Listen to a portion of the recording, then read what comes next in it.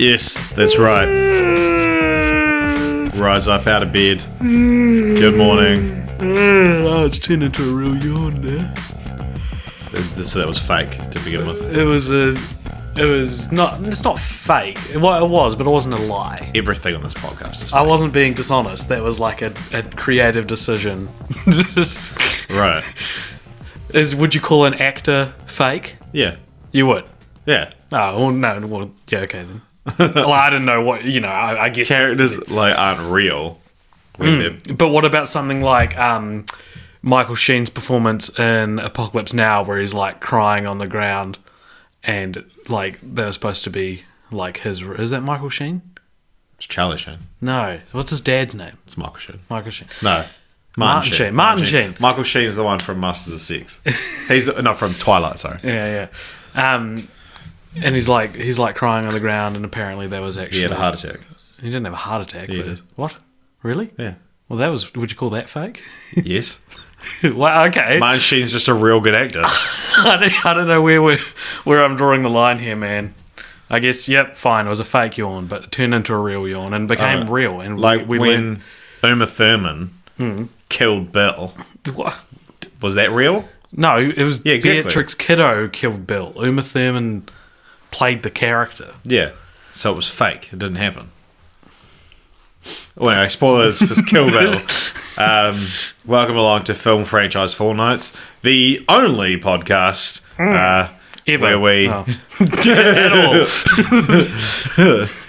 the only podcast where we, AJ and Richard, review a different film franchise every fortnight, chosen at random, and usually we drink a couple of sodas while we're doing it.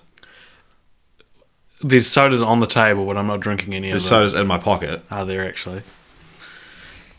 You say we're the only podcast. I got you a Spree Orange. Thanks, man. The off It's brand. good. I'm in the mood. Okay, cool. I got myself a Dr. Pepper. I'm just gonna wrap it. You say we're the only podcast that watches randomly chosen film No, I franchises. said we're the only podcast where we do it. Okay. Because I was going to say, you know what? I've never checked if there are other podcasts. I know for a fact we're the only podcast where AJ and Richard do it. Anyway, cheers to that revelation. Oh, I have to get my fingernails under it. This is one of those. What time is it? 11:04 p.m. Richard and I, to paint you guys the picture. Ooh, it's a very audible sound. How are you? Are you feeling recouped? I'm fine. You are? So for those not involved in our lives, the both of us just competed in a sleepless filmmaking competition over the past weekend where we had to make a little short film in 48 hours, and we didn't get to, well, you don't get a lot of sleep. Richard and I compete in different teams, but my point is, it's now, what day is it? Wednesday as of this recording, and I'm still like got a few hours of sleep that I need to catch up on. So You've had more than enough time. I know. It's just silly. I've just been silly, and now I'm recording this podcast in the middle of the night. And drinking bloody sugary sodas. Oh my gosh. Anyway, where did we get to? What? So this is... We watched Kill Bill, Volume 1 and Volume 2, directed by Quentin Tarantino. So, is this a franchise? I mean, so last episode we talked about Nymphomaniac, which is another film split into two that we sort of, claimed was a franchise. But the Kill Bill was actually released in different years, right? Whereas Nymphomaniac was kind of released at the same time. Yeah, so... All right, we're getting ahead of ourselves. Oh, well, I'm trying to drive it. Well, you don't have the notes, buddy. You're right. All right, so the movies we watched: Kill Bill Volume 1, 2003, directed by Quentin Tarantino, as you said. Kill Bill Volume 2, 2004, also directed by Quentin Tarantino, as you said. Here they come. Oh, no. Those are a foul sounding one. Yeah, so the film was originally shown at the Cannes Film Festival in 2003 as a big 4-hour revenge epic. So the decision was actually made really late. It was the film came out in October 2003, and the decision was announced in June 2003 that it was going to be split into two.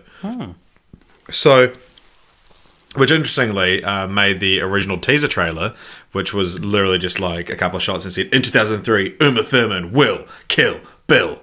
Mm-hmm. It made it not true. No, that's true. But yeah, so the full cut of both films is referred to as Kill Bill, The Whole Bloody Affair. Mm-hmm. And it was shown, as I said, in 2003 at the Cannes Film Festival, but it was also shown again in 2011 in select cinemas, and they've been trying to get like a proper release of it, apparently. Features a longer anime flashback sequence, as well as a few other minor changes, which I'll mention later on. And also one of the big fight scene with the Crazy 88. Mm-hmm. It's in colour in The Whole Bloody Affair. But when it was shown in 2011, some people were like anxious that it wasn't going to be... It was just going to be a double feature kind of thing, but it actually had the hard-coded French subtitles from when it was played at Cannes, so it was the exact same print. That's cool. What are these films about? We watched it as a franchise, as you would a franchise, though, as is tradition with this podcast. And for those who didn't listen to last week's, or if this is just a random episode you've chosen, and you see that we did the two only movies I can think of that were split into two movies. Yeah. This was honestly not planned. We randomly select franchises. I was against it. And the luck of the draw was that we went from Nymphomaniac to Kill Bill in a row. Ranting about Tarantino. Yeah. Go back and listen to the Nymphomaniac one. It was a good time. Yeah. So what's the basic synopsis of these films? Okay, so it's a classic revenge story. Basically, Uma Thurman plays a woman who... on her wedding day, she's pregnant. Her entire wedding party is killed by her ex mob that she was part of. She was part of like a mob of assassins. She leaves the Divas, the Deadly International Viper Assassin Squad. There you go. And she ditches them at some point. They track her down while she's getting married and she's pregnant. They kill everyone. They try to kill her. It ends up that she just ends up being put in a coma for 4 years. She wakes up and she's like, I got to kill all of them. The leader, Bill. Yeah, the leader being Bill. So the two movies sort of chronicle her journey of killing everyone up to Bill. Except she doesn't actually kill two of them, technically. Yeah. One she leaves alive and one gets killed by... A viper. A mamba. A mamba, sorry. A snake. A snake. Just like me. But so anyway, she an important plot point is that she, as you said, she was pregnant. She wakes up after a 4-year coma and believes that she's lost her baby. Mm-hmm. And then it's revealed at the end of the first one that... her baby's still alive. Bill says to another character, he's like, oh, does she know that her baby's still alive? So the audience finds out at the end of part 1. The bride doesn't find out until end of part 2, when she finally catches up to Bill and he's there with her daughter. And he's the father. And he's the father as well, which is revealed in the first scene of the franchise. Yeah. Because he's off screen, he's about to shoot her, and she says it's your baby, and bang, he shoots her. See, here's the thing. I don't know if you're supposed to hear her say that. Right. I had subtitles on, and so it said, Bill, it's your baby. But when she says it, there's a gunshot right on the word baby, so she says, Bill, it's your... And so I wonder if you're maybe not supposed to know necessarily. I always interpreted it like that. Okay. I've only seen these movies once before, and I was a lot younger. Yeah, so... What's your favourite? I think of the two of them, the first one seems to be the most complete package. The first one is like, cool, it's Uma Thurman killing Lucy Liu. Like, that's our story. That's our setup. It leads to a point, and then that happens. I didn't dislike Kill Bill Volume 2 by any means, but it didn't seem to take itself as seriously and seemed a lot less focused. Right. On what it was. It's kind of like the first one has like a distinct theme to it almost, and the second one's more. Yeah, the first one's like a 70s kung fu flick, and then the second one kind of tries to be a western in a lot of ways, but then has these like little kung fu bits spattered in. But then, yeah, growing up. Oh my gosh.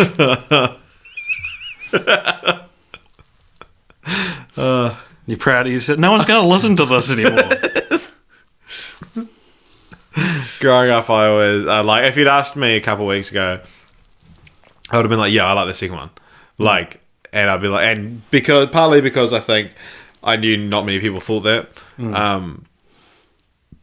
Because the first one's they're kind of like the two sides of the Tarantino coin. One's gratuitous violence, the other one's pop culture references and dialogue.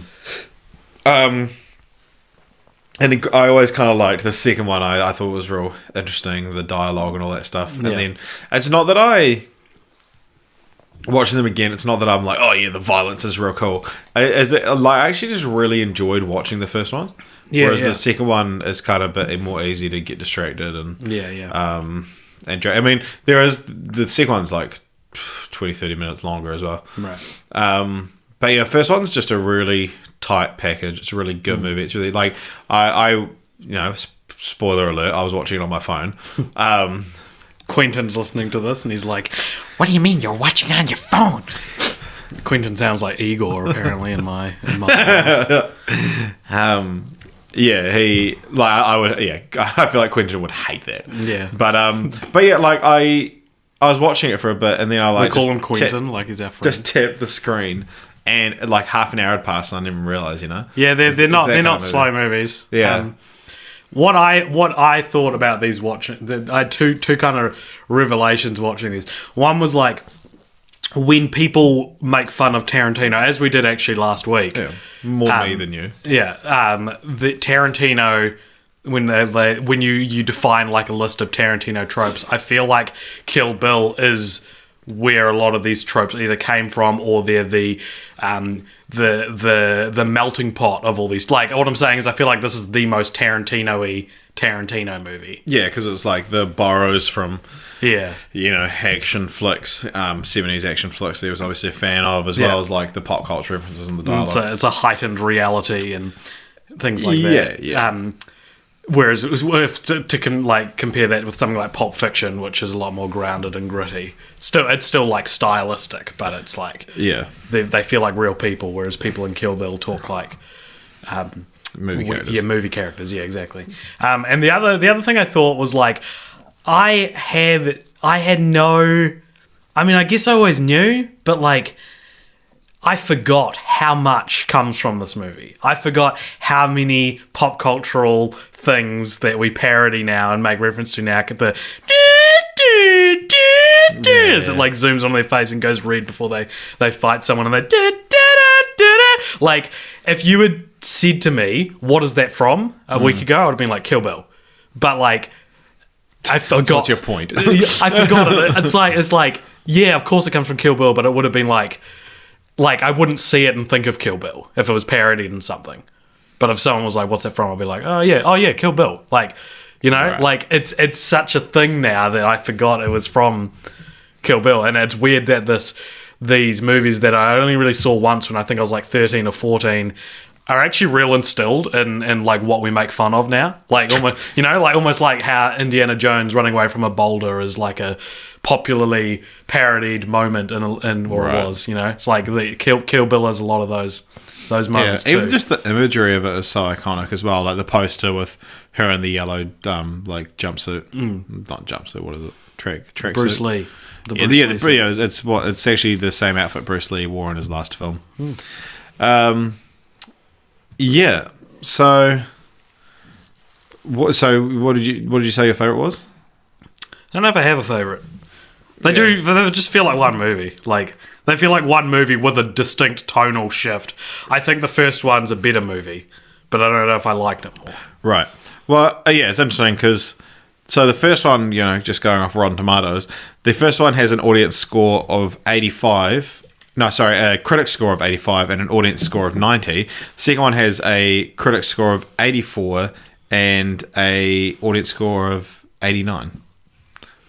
So that's... I think I might have... Did I say 84 or 85 for the first one? You said 85. Yeah, 85, yeah. Well, anyway, so it's... The second one is 1 point less on both. Which is interesting. Yeah, but it's like if that was a full movie, you wouldn't... It's not enough for you to be like, oh, it gets let down in the second half. You just wouldn't realise it. Yeah, I think it's interesting because one of the things that's not in the whole bloody affair is the revelation that her daughter's alive in midway through. I was going to say, I was thinking about that. Because so if you watch the whole bloody affair, you're like, this woman needs revenge for her dead daughter. Yeah. And all the other stuff that happened to her. And then she finally arrives at Bill's house, kicks open the door, has a gun on her, and then this little girl goes bang bang with a little toy gun, goes bang bang, you're dead, mummy. Yeah. And fuck, that's such a good. Yeah, I wonder if that was the twist. I reckon that's a better twist. Yeah, I wonder what the purpose was of putting it at the end of the first film. I reckon the first film just needed a cliffhanger. You needed a cliffhanger? Do you reckon it was it needed people to hold? Yeah, I guess that's what a cliffhanger does. It needed people to hold on for a year to see the next one. Yeah, I think it's like there is something interesting about knowing more than the characters as well. Yeah. And yeah, but like that the reveal, the way it's done of just like the I'm ready to kill you and then just completely blindsided by that. I reckon that's such a cool twist, and it's a shame that it's a little bit ruined because it's not the original vision. I mean, obviously Tarantino put it in part one. Yeah. So he knew what he was doing, but I think it is a good scene. There's a lot of good scenes in this movie. It doesn't feel as, I don't know, when I think of my favourite Tarantino movies, I think of something like Pulp Fiction or Inglourious Bastards. I think those are his two best for me. And I think what's great about them is that it's real people. We sort of talked about this before. It's like real people having real dialogue and maybe a slightly heightened world. But like, yeah, I think this is Tarantino. Kill Bill is Tarantino, like being way more self-indulgent than he usually is, and there's like an element of cartoonism to it, right. I guess. I think that's partially in reference to the Kung Fu flicks, because he made sure that they were doing the effects the old way, filling condoms with blood and stuff like that, rather than trying to make it realistic. So I think it's partly because of that. And so I think I think I wouldn't change anything about these movies, but I think by design they're not as good as some of his other stuff. Right. Yeah, I mean, I think they're a whole different beast. So where does this rank for you in his films? I mean, you've seen all of them. I think so, yeah. Okay, so I would say Pulp Fiction's my favourite. Yep. Pulp Fiction I love as a movie separate from Tarantino. Right. Inglourious Bastards, I think, is probably next. I'm going to need a list of his films to rank. Reservoir Dogs, Pulp Fiction, Jackie Brown, Kill Bill 1 and 2. How many is that? Death Proof. Death Proof, Inglourious Basterds, Django Unchained, Hateful Eight. Okay, I would go Pulp Fiction, Inglourious Bastards, Reservoir Dogs, Django Unchained, Kill Bill, Jackie Brown, Death Proof. Oh, and Hateful Eight would be after Kill Bill, I think. Yeah, so I haven't seen Death Proof, Hateful Eight, or Jackie Brown. My favourite's probably... Those are his worst ones. yeah. That's why, I just had never around to them. I actually really like Kill Bill, and I'd probably put... I need to rewatch Pulp Fiction to really have an opinion on it, but I really like Reservoir Dogs, and I really like Inglourious Basterds. I wasn't huge on Django. Django's okay. Yeah. Well, good. You know, we've done it. We've definitively ranked. We've both got our own opinions, and they're slightly different, and mine's incomplete. So, fun fact about these films. Just scroll through my notes desperately looking for something to talk about. Mm-hmm. It's like you're my girlfriend's dad, and you're just like, hey Richard, do you how much broccoli do you want? Just whatever. No, how much though? Just a couple of heads. Couple of heads? That's a lot. Oh, I'd like a tree of broccoli. A tree of broccoli? You've gone up. It's a tree more than a head? Yeah, well, I don't know. How much broccoli do you want, Richard? 3. Okay. That was pretty easy, wasn't it? And already it's like I wish that exchange didn't happen, you know? Yeah. And like I just so desperately want to talk about anything else. So, in the first Kill Bill, there's miniatures of Tokyo seen at one point. Do you know? Where would you go if you needed a miniature of Tokyo? To get one? Yeah. Tokyo? If you were making a film in 2003 and you were like, you know what, I need a miniature of Tokyo, who would you call up? Peter Jackson. No. I don't know. That was my Specifically in 2003. And specifically Tokyo. Tokyo. No. You've got... No. Toho. You'd call up Toho, yeah. Great. So, the miniatures were actually used from Godzilla, Mothra, and King Ghidorah, Giant Monsters All Out Attack, which was the most recent Godzilla film at the time. Wow. Look at that. We got there in the end. Look at that. It all ties together. Yep. There's a Saint Bernard scene in one scene. Now, where would you go if you needed a Saint Bernard? Beethoven. I made that up. Wow. I don't remember there being a Saint Bernard. You would as well. Yeah. I'd be like, There he is. Did you know that... I feel like I'm not being as seamless with my facts this time. Do you know, I pointed out to you at the end of the film, but it was scored by Robert Rodriguez. yeah, that's cool. Yeah. Now, I know what you're thinking, AJ. Although he's a director, not a score maker. But And they're you're- friends. You're right, yeah, they are friends. And he actually scored the film for $1. He got paid $1, and in return, Quentin Tarantino guest directed a segment of Sin City for $1. Oh, cool. Yeah. And they, of course, went on to make the only other franchise that Tarantino's involved with on our list. I don't know if you call it. Is it on our list? It's got to be, right? Grindhouse. Imagine if that was next. But But Grindhouse is more than just Planet Terror and Death Proof now, though. Well, the guess if you include the trailers. And there's Hobo with a Shotgun as a Grindhouse movie. Yeah, no, and Machete. Yeah. And Spy Kids. Spy Kids aren't Grindhouse. Well, Machetes and Yeah, Spy but they're Kids. they're not Grindhouse. They're not They're not by definition. Imagine doing it's like the spider web. You have to do everything that goes in that web. Oh, So it'd be yeah, like the- Spy Kids to Machete Yeah. to Grindhouse to Hobo with a Shotgun. The Tommy Westfall universe. Have you heard of that? No. Oh, I must have told you about this before. So there's a TV show. So apologies if you know Was this. this listener. St. Elsewhere? Yeah. Oh, yeah. So an autistic kid dreamed up an entire TV show, but that TV show had crossovers with another TV show, and basically the result is that something like 200 TV shows take place inside this one. Well, kid's it's like head. theoretically every TV show takes place. Yeah. Because of just crossovers everywhere. So Robert Rodriguez, for those of you who don't know, directed Sin City's kind of like his magnum opus so far. He's attached to direct Battle Angel Alita for James Cameron, Okay. which is like an anime adaptation that James Cameron bought the rights to ages ago and was going to direct, but now he's off doing his Avatar film, so he got Robert Rodriguez to do it. And Robert Rodriguez and Quentin Tarantino, as you said, are very good friends. And if you ever get the chance or the ability to, because it's really hard to find, there's like a Robert Rodriguez has a whole network in the States on cable called El Rey, and it's they show like old Grindhouse movies and stuff like that. But he's got a show called The Director's Chair, which is like him just interviewing his director friends. So there's like ones with like John Carpenter. There's a really good one with George Miller, and there's a good one with Quentin Tarantino.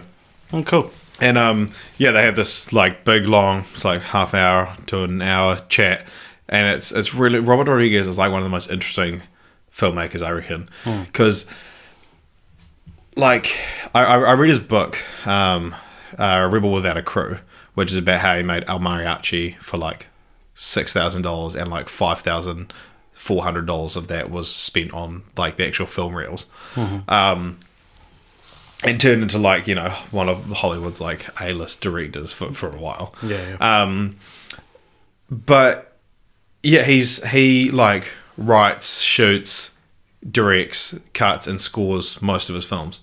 Wow. Which is incredible. And It's but then he's never really made, other than Sin City, he's never really made that like one masterpiece. Like, yeah, it's weird. I like a lot of Robert Rodriguez movies, but if you ask me what's his, like, you know, Spielberg's got what? Well, maybe Spielberg doesn't have one either. Maybe Jurassic Park, Schindler's List. Or like Tarantino's got Pulp Fiction, right? That's the Tarantino Yeah, movie. I don't know what Robert Rodriguez's big movie is. it would have to be Sin City I guess so. or Shark Boy and Lava Girl. He didn't do that. Yeah, he did. I thought he didn't. I thought he he did. was attached to it. No, he did. Oh, okay. Yeah, Robert Rodriguez is so interesting because he did From Dusk Till Dawn. He did. Is like the other like quintessential. Planet Rodriguez Terror is the one I would probably think of. Really? Yeah, That's just actually his highest rated one. that's good. It's a good movie. But yeah, like It's better than Death Proof. yeah, he's. I once spoke to my my tutor at film school about the situation. Just a little bit of insight into what me and AJ, you know, Don't drag me into this. how we met. We met at film school. I wasn't your Isn't tutor that the though. wankiest thing? We've got a film podcast, so we met at film school. Insight into our life. Anyway, because I'd just finished reading this book about Robert Rodriguez, and talking to my tutor about it, and about how, and I was like, do you like him, or do you prefer Tarantino? Because I prefer Robert as a person. Like, you listen to him interview him, he's so like lovely and interesting. He, you know, cheated on his wife who he had kids with Rose McGowan from Charmed. And Planet Terror. Planet Terror, that's how they met. Yeah, so that's not the greatest thing he's ever done, sure. But I was like, oh, you know, like, who do you prefer, kind of thing. And he said, like, oh, you know, obviously Tarantino's got the better movies. And he said, I would rather work on a Tarantino movie because, like, you know, if you're given that chance, you take it. But he's like, I would so much rather have Robert Rodriguez work on my movie. Like, he's the better crew member. Yeah. But you'd want to be a crew member for Tarantino. Yeah, I don't know if there's too much competition between them, to be honest. Yeah. I feel like Tarantino is like... In a league of his own. Yeah. Yeah, Tarantino was the first, like, rock star director where people wanted to interview him. Yeah. Not just the stars. Yeah. Like, even like Spielberg, it's like, you know, he's sort of mild-mannered kind of guy. He's pretty happy behind the scenes. But Tarantino's, he's got his peace signs. He's got his like weird sort of I'm going to shut your butt down interview. Have you seen that? I've seen the one where the lady's like, why do you put so much violence in your movie? And he's like, because it's so much fun, Jan. Yeah, he's a weird dude. Like, He's weird. There's the interview that someone's like following him on the street. I mean, obviously it's like they're out of line doing it, but like they're just like filming him, TMZ kind of thing, asking him these questions, and he's like, "I'm gonna kick your ass!" Like, he believes that he's actually like this cool, hardened like guy that people should be scared of, like in his movies. He doesn't even play those characters in his movies. Yeah, no, but like he thinks that because he writes these characters, he's like.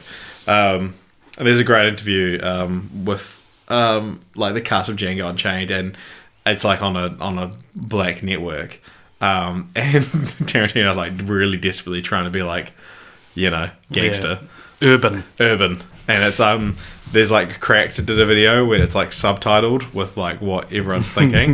It's so funny because he's like, you know, I'm saying da, da, da, and Jamie Foxx is like, shut the fuck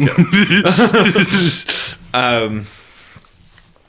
Yeah. So, Tarantino, love him or hate him? I mean, I love him, but he's not the. I feel like he's the first director you really like when you get into films.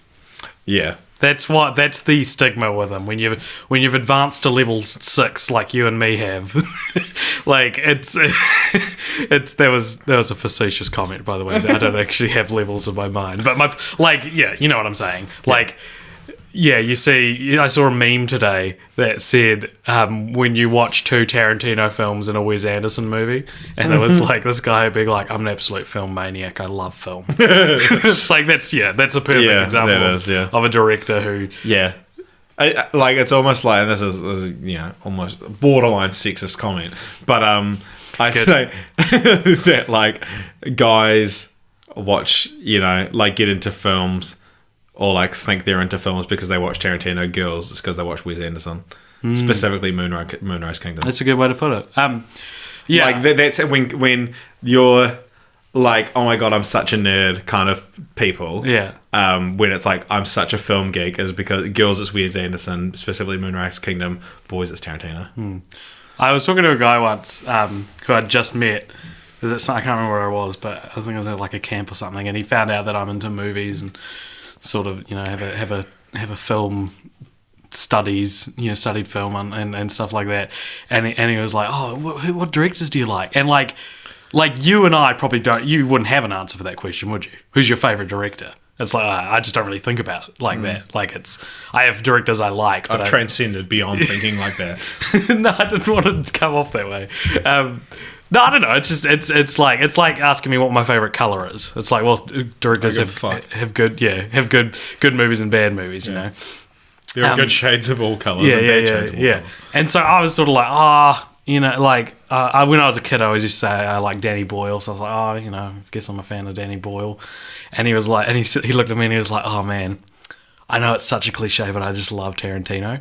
And it was this real earnest thing. Like, it was weird. It was like he knew exactly what we're talking about. He knew that it's the roll your eyes, my favorite director is director. But like, it was cool. It was like a real. Like, so, and I think that emphasizes that you can actually like Tarantino, and I do. Like, I'm not saying he's overrated or anything, but it's a two-way. Yeah, there's two sides. He's to it. like the Christopher Nolan of film directors. He's it's similar to like Rick and Morty, where it's like, it is good, but like, shut up about it. Yeah, no, it's this is as good as the amount of fans it does have, but the fans kind of ruin it. Yeah, like Tarantino is as good of a director as his acclaim states, but so many people get all up on him that it kind of ruins it. Yeah, like, it'd be interesting to have a discussion like this with Tarantino himself when he's not on camera and wanting to shut your butt down, or like shutting you, like slamming you. Is that like where he kind of thinks he would rank? Because to him, I think all of his films are like love letters to certain things. And so, if how he feels about his reputation of being this, like the be-all and end-all of directors, or because to him, he's just, trying to emulate who he thinks are the greats. And so how does he feel now that he is considered one of the greats and he's a lot of people's intro to film? Because, it's like he's the first step beyond mainstream, I think. Is like, if you know enough about film to understand what a director is, you probably said you like Tarantino at some point. You probably know who Tarantino is. Yeah. Because it's such a specific name as well. Yeah. Where else have you met a Tarantino, let alone a Quentin? Yeah. Except that episode of The Simpsons where they moved to Cypress Creek and Bart has to read the cursive handwriting on the board, and it says Quentin and Tammy went to the zoo, but he goes Juentin and Jammy, and then makes fart noises with his armpit. My friend's dad's name's Quentin, actually. So my friend's dad's name is Tarantino. Oh my gosh. we both have a friend whose dad is Quentin Tarantino. Tarantino's kind of an enigma because I don't know. He's like, just got a puffed movie in my seat. He's like Rick and Morty, and like I think I might have said it last week, but like Radiohead.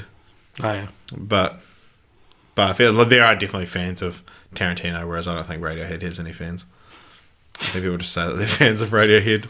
Sound cool. That's my theory. I'm yet to be proven wrong. If you're a fan of Radiohead, comment. Do you think? Nah. I was gonna try. I'll just tell you what I was gonna try to do. That's good content, right? I was gonna try and make like a pun out of Uma Thurman's name and the taste sense I've recently found out as umami. Okay. You know what I mean? Do you know about umami? No. So umami is like the fifth or sixth dominant taste You have? So salty, sweet. Umami is one of them. What is that? It's like you would describe cheese as umami. You would describe meat as umami.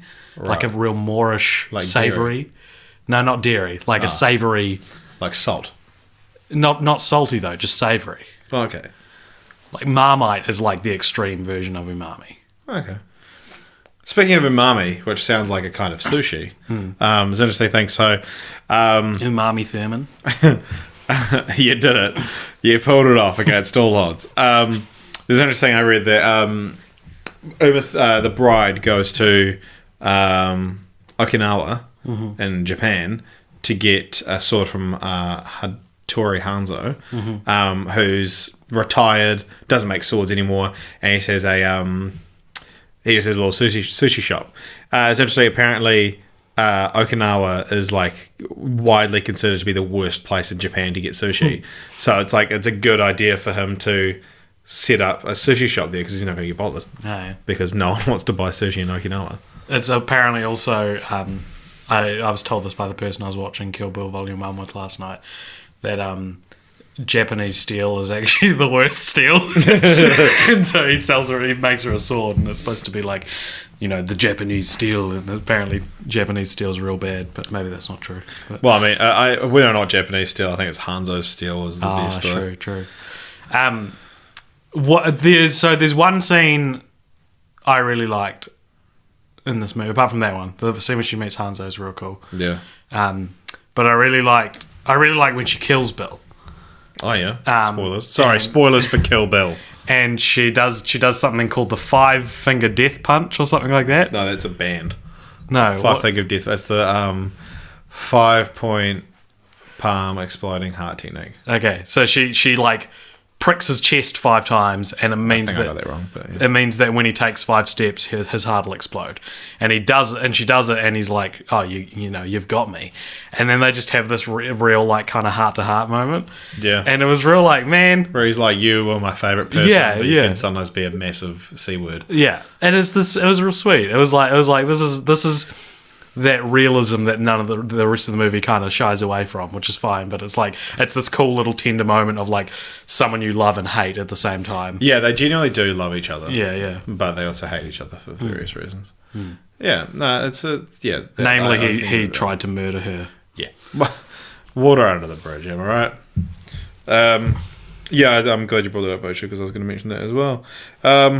Speaking of loving and hating, more specifically hating, Uma Thurman Hates these movies. hates. And Daryl Hannah, who played Al Driver, one of the things, they could not stand each other. Apparently, they made an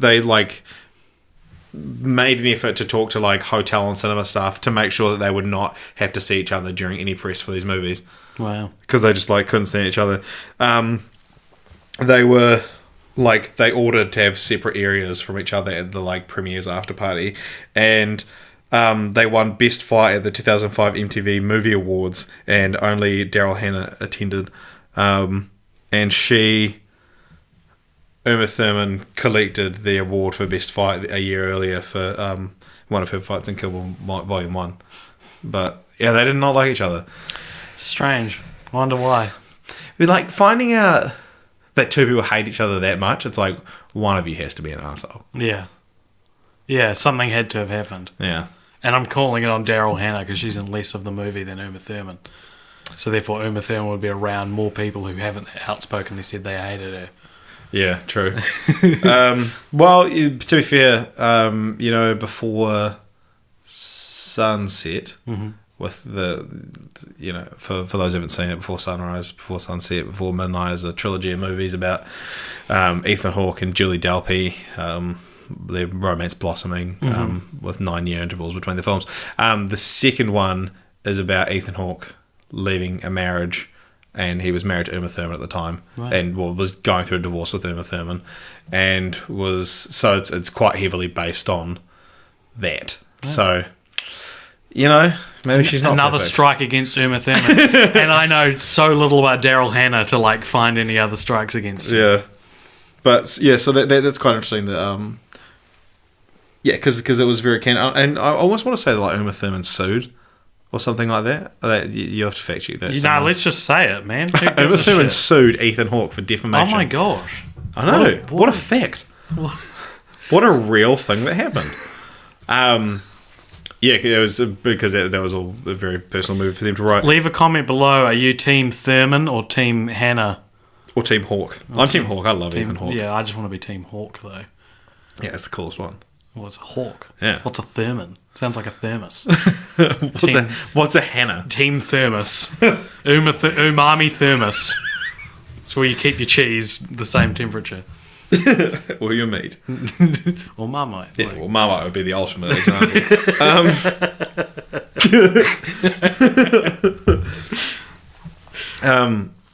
Yeah, so Uma Thurman as well. Let's just pry into her personal life a bit more. She got pregnant. Oh no. Pretty bad. Yeah, dude. She got a pretty bad case of pregnancy, and they had to delay production. And Tarantino delayed production, stating, if Joseph von Sternberg is getting ready to make Morocco and Marlene Dietrich gets pregnant, he waits for Dietrich. Which obviously is like a hilarious reference that both of us get since we both went to film school. Obviously, if you don't know who those people are, you probably like Quentin Tarantino. You probably like Quentin Tarantino because that's all you probably know about film. Do you think whenever they needed Uma Thurman on set and she was like off at the craft table or something, Tarantino was like, thermostat! No. You don't think that happened? No. Oh. They dated for a while, didn't they? I don't know. Why would I know these things? They were pretty close. I don't think they dated. I'm pretty sure they might have. He's married now, as we discussed. And it's not to Zoe Bell, against all speculation. Was there speculation? Well, I speculated. Cast her in all his films, and she's not very good. Oh, she's a good stunt woman. She was Uma's stunt woman on something that's. You can't just put a New Zealand character in something. It's weird. And in The Hateful Eight, she's in The Hateful Eight. Yeah. And they talk about Auckland in The Hateful Eight. Right. I haven't seen The Hateful Eight. So, but The Hateful Eight said New Zealand would have just been discovered. I don't think Auckland was settled yet. Yeah. And they talk about Auckland in it. That's real weird. It's weird when not only because when New Zealand gets mentioned, it's like hell. Yeah, but Auckland's real weird. Like in the end of Wolf of Wall Street, they're like, let's give a big Auckland, New Zealand welcome to Jordan Belfort, and it's actually the real Jordan Belfort saying that. But that's real weird. I was like, just when you how you just start hitting the person next to you, when you're real excited. But I wasn't watching it. I was just sitting by myself at the cinema, started smacking everyone. Why were you by yourself? Because I heard it was a real sexy movie. I was actually with my sister. It's funny, I was with my sister. We went to go see Wolf of Wall Street, and it's just a random personal story. One of her friends saw one of her boyfriend's friends saw it and was like, dude, your girlfriend's at the movies with another guy. That was me. So he's obviously not a very good friend if he doesn't know what I look like. Classic gag. So there has been talk of a third Kibble movie. Kill Bill. Cull Bill. Get rid of all the bills. Tarantino talked about pretty soon afterwards was like, I'm keen to do a third one, but I want to give them a little bit of a break. Maybe I'll do it in 10 years. 10 years passed. But 2009 he said, I'm still keen to do it. I got a couple ideas. And then, he sort of said again, and then around the time of Inglourious Basterds, Django Unchained, he was like, I'll do a horror movie. I'm not going to do Kill Bill 3. So, I guess it's not happening. But I heard that... He in 2000, I think it was 2009, he or maybe in 2011, sorry, interrupting. He, someone asked, a French reporter asked him about... Kill Bill, and he's like, you haven't asked me about the third one. And they're like, you're making a third one? He's like, the bride will ride again. Or something lame like that. And then, a couple years later, okay, fun story. Let's go real in depth. Yeah. My parents, they used to be part of something called Amway. Do you know what Amway is? I do not. It's like a religion or a cult, but with business. It's like pyramid schemes. Right, It's where okay. pyramid schemes come from. Right. But I think Amway's legit. It's just if you were to parody Amway, you would say it's a pyramid scheme. Right, okay. So this is like until I was like 9, my whole life was Amway. My parents were part of Amway, and we used to go on retreats where we'd be there with like people who are way more successful than my parents in Amway. And I remember there was this one guy. His name was Craig, and his wife is who my sister's middle name comes from. What's her middle name? Janie. Janie. Craig and Janie, if you're listening, flip. Never thought I'd ever be bringing up these random people on this podcast. I remember that we would go to these camps, right? These Amway camps, and they would have movie nights. I remember watching Minority Report in Living Springs as a movie night, and apparently I think they watched Kill Bill one time. Yeah. And I remember Craig going up to my dad and being like, "Yeah, so they're going to do Volume 3." And Dad was like, "Oh, yeah, really?" And he's like, "Yeah, you know the little girl who Uma Thurman kills her mum right at the start. Yeah. It's Nikki. It's Nikki. It's going to be about her. And Tarantino's waiting for her to grow up so you can cast the same actress." You know, that sounds like bullshit. Yeah, Like just Craig making shit up. That's Craig- actually true. That's true. Tarantino said Okay. that was one of his plans. Was we were waiting for Nikki to grow up because in his quote he said Nikki needs her revenge. yeah. There you go. Yeah, sounds like a good man. That Craig. He was a good man. He was involved in a cult. It was cool. No, it wasn't a cult. It was just he was successful in it. So Craig, Janie, if you're listening, you were involved in a cult. no skin off his nose. Like my parents aren't in Amway anymore. Not that Right, so that's a they're good good thing at or a cult. bad thing. I don't want to paint them in any particular light. I don't want to paint them in a bad light, but I neither want to paint them in a good light. Right, your parents. No, Amway. I don't know. It could be fine. Because your parents aren't canon on the podcast yet. So, No, I'm sure they are. We've talked about our parents all the yeah, time. we actually, yeah. We know that our mums do not like us talking about penises and vaginas Well, my parents don't listen anymore for that reason. because of how much Yeah. you talked about it. Yeah, I don't know if my mum does. Anyway, well, I guess that can't be my continue the franchise then if it was an Was that actual what it was thing. going to be? Well, I mean, it wasn't going to be that, but I couldn't think of anything, so I've got a bunch of joke ones. Okay, what are they? Kill Gil. Oh, jeez, you can't kill Gil. There's an episode of Simpsons called Kill Gil Volumes 1 and 2. I can't even do that. Should we? If this is your first time listening, this is a segment where we try to continue the franchise in whatever way, shape, or form we choose. All right, here's some I thought of. Kill Bill still. Bill's still alive. She still has to kill him. Kill Will, and it's Will Smith. Killy Billy, and it's like a kid's version. Right. I like that one, actually. I think I might go Killy Billy. All right. Killy Billy. It's like a kids-friendly version. It's about, instead of murder, it's like you took my orange juice. Right. Or like, all right. I'll try out with another couple of joke ones. Okay. Kill Bill. Yep. Cosby. Oh, don't. Well, do. I'll do. I mean, easy. Probably didn't deserve to die, but... No one deserves to die. Yeah, exactly. Anyway. Except for Michael Marsden's character, because he explicitly states that he deserves to die. Yeah. Kill Willie. Go a couple ways with that. Groundskeeper Willie. Yeah. Or Free Willie. Okay. You know? It's a whaling movie. Yeah, it's a movie about whaling. What- Blackfish 2. I've got one. Blackfish 2, Kill Willie. I've got one. What? Bill Kill. And someone is got their billing. What about Bill? And it's about a guy who's like, I've got this bill for a guy named Bill. I don't know where he is. It's the same exact movie, but instead of killing him at the end, she's like, here's your bill. Like, you need to pay He this. gets audited. That's mine. Bill. Thrill Bill. Okay. Just show him a real good time. Okay. Yep. Yeah. Shrill Bill. It's really loud and piercing. Just the Bill's wife, am I right? Shill Bill.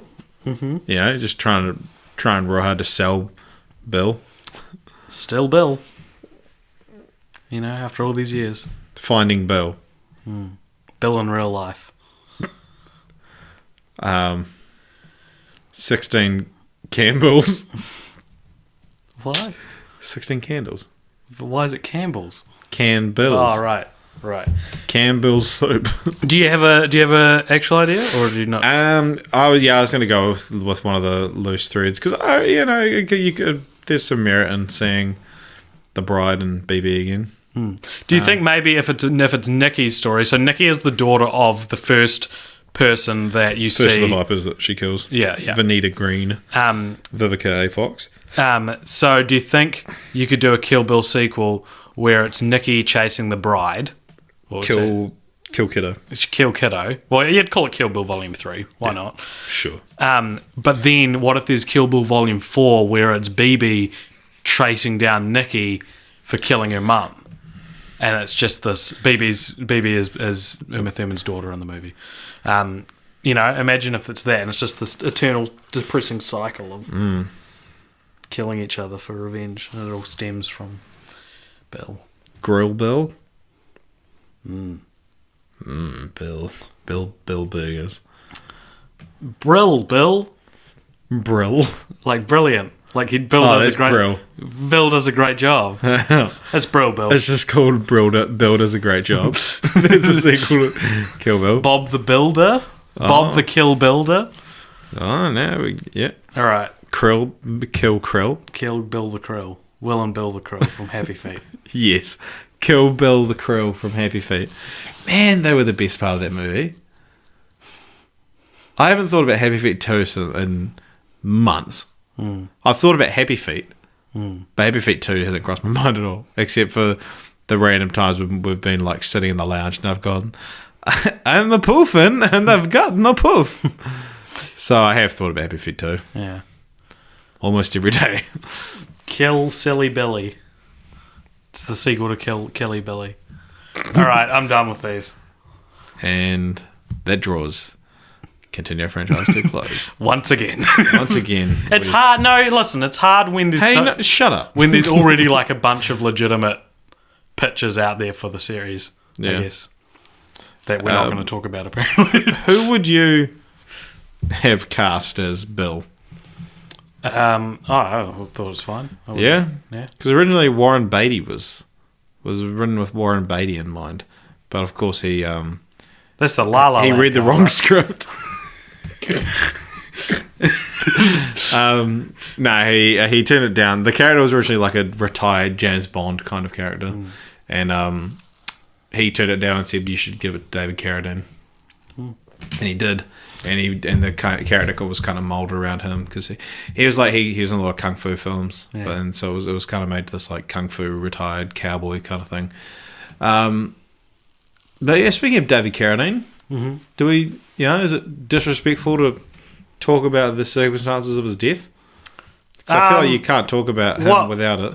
I think you can talk about Kill Bill without it. What are you going to bring up by talking about this? No, what if you were making a movie about David Carradine's death? What would you call it?